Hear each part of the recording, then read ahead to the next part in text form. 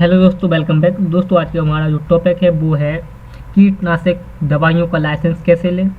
दोस्तों अगर आप कीटनाशक दवाइयों को बेचना चाहते हैं या कोई कस्टमर आपसे कहता है कि हमें कीटनाशक दवाइयों को बेचने का लाइसेंस बनवाना है, तो वह लाइसेंस आप किस प्रकार से बनाएंगे या बनवाएंगे, तो ये सभी जानकारी आपको इस क्लास में मिलेगी। दोस्तों आपको बता दें कि यह लाइसेंस आप एमपी ऑनलाइन की आईडी यानी कियोस्क आईडी और साथ ही नागरिक आईडी दोनों से ही अप्लाई कर सकते हैं।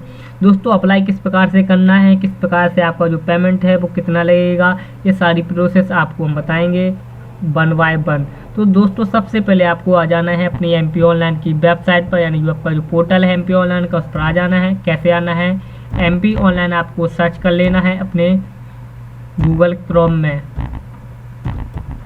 सर्च करने के बाद आपके सामने जो फर्स्ट लिंक आएगी आपको उस पर क्लिक कर देना है। दोस्तों क्लिक करने के बाद आपको देखना है नागरिक सेवाएं। नागरिक सेवाओं पर जाने के बाद आपको देखना है आवेदन जाने पर आपको देखना है सर्विसेज। तो दोस्तों यहाँ पर एमपी ऑनलाइन पोर्टल पर जो सर्विसेज दे रखी हैं उस पर आपको देखना है एक ऑप्शन रहेगा अमल और जहर लाइसेंस प्रणाली, आपको इस पर टिक कर लेना है।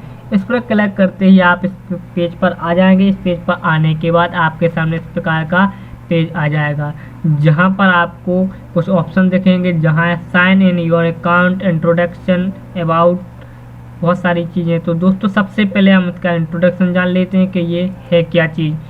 तो दोस्तों इसके लिए आप चाहे तो हिंदी में जानना है तो आप अपने गूगल क्रोम में, दोस्तों आपको एक बात बताएं, जो आप गूगल क्रोम यूज कर रहे हैं उसी में ही आप ट्रांसलेट कर सकते हैं इंग्लिश को हिंदी में। तो आपको ट्रांसलेट करने के लिए गूगल क्रोम का यूज करना है। इस प्रकार से आप इसे हिंदी में पढ़ पाएंगे, जहां पर आपका लिखा है कि जहर अधिनियम 1919 किसी भी जहर की बिक्री और बिक्री के लिए कब्जे को विनियमित करने के लिए उल्लंघन करता है। प्रत्येक व्यक्ति जो थोक या खुदरा के माध्यम से बिक्री के जहर को बेचने या रखने का इरादा रखता है, उसे इस अधिनियम के प्रावधान अनुसार लाइसेंस प्राप्त करना होगा। ऐसे लाइसेंस का अनुदान नवीनीकरण कुछ शर्तों के अधीन जहर निषिद्ध व्यक्तियों को नहीं बेचा जाना चाहिए और बिक्री केवल लाइसेंस प्राप्त परिसर से ही होनी चाहिए। तो दोस्तों अगर आप थोक या फुटकर यानी खुदरा मूल्य के अनुसार जहर को बेचते हैं, कीटनाशक दवाइयों को बेचते हैं, तो उसके लिए आपको कुछ नियमों का पालन करना पड़ेगा और उनके लिए आपको एक लाइसेंस बनवाना पड़ेगा, या किसी कस्टमर का है तो उसका बनाना पड़ेगा।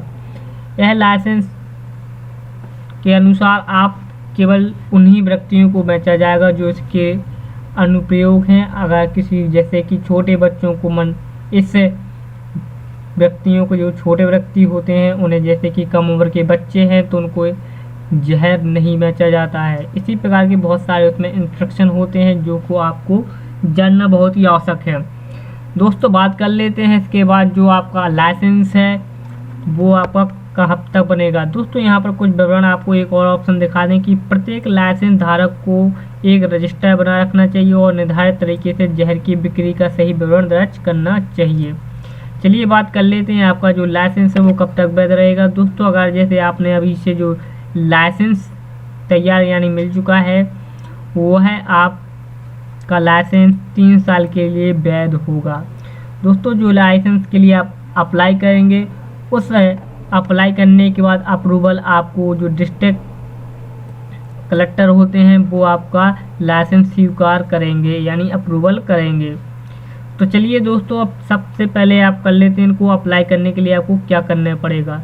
दोस्तों एक चीज़ और बता दें, इसे आप तहसीलदार के द्वारा भी अप्रूवल करा सकते हैं, क्योंकि यहाँ पर आपका सब डिविजनल मजिस्ट्रेट द्वारा भी किया जा सकता है, यानी एसडीएम के द्वारा भी किया जा सकता है। तो आप इनमें से किसी एक व्यक्ति के द्वारा अप्रूवल करा सकते हैं। दोस्तों वैसे आपको कराने के लिए कहीं किसी के पास नहीं जाना पड़ेगा। आप जैसे ही यहाँ से अप्लाई कर देंगे तो उनके पास आपका नोटिस पहुँच जाएगा, वो आपके शॉप का निरीक्षण करने आएंगे।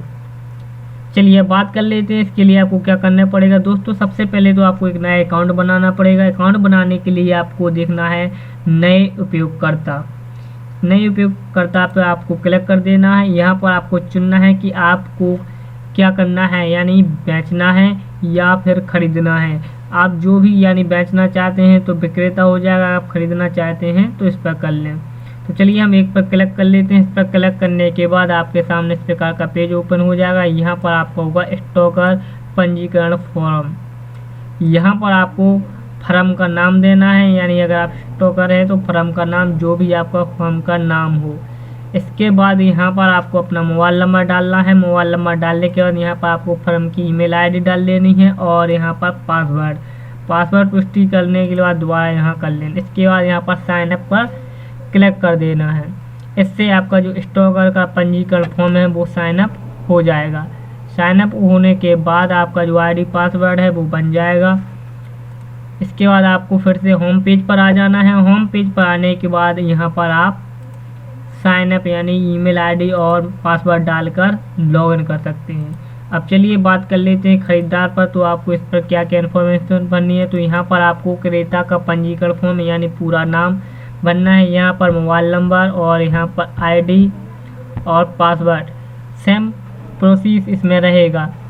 इस प्रकार से आप विक्रेता और खरीदार दोनों का साइन अप यानी अकाउंट बना लेंगे। अकाउंट बनने के बाद आपको लॉगिन करना है। तो दोस्तों फिलहाल में आपके लिए इतनी ही जानकारी है, क्योंकि अगर आपको सारी प्रोसेस में बताएंगे तो आपकी जो क्लास है वो बहुत ज़्यादा लंबी हो जाएगी। तो दोस्तों इसके लिए हम आपको 1 बाय 1 यानी पार्ट बाय पार्ट आपको इसका आगे का प्रोसेस बताएंगे। लगभग 2 या 3 पार्ट में इसका पूरा प्रोसेस बताएंगे, जिससे आपको किसी भी प्रकार की प्रॉब्लम ना हो फॉर्म भरने में। और दूसरे अगर आपके पास कस्टमर आता है तो आपको कस्टमर को भी प्रॉब्लम ना हो आपको ज़्यादा समझाने में। दोस्तों इसके लिए काफ़ी कुछ डॉक्यूमेंट भी आवश्यक पड़ते हैं। तो वो डॉक्यूमेंट क्या क्या हैं वो हम आपको अगली क्लास में बताएंगे। तब तक के लिए आपको वेट करना पड़ेगा।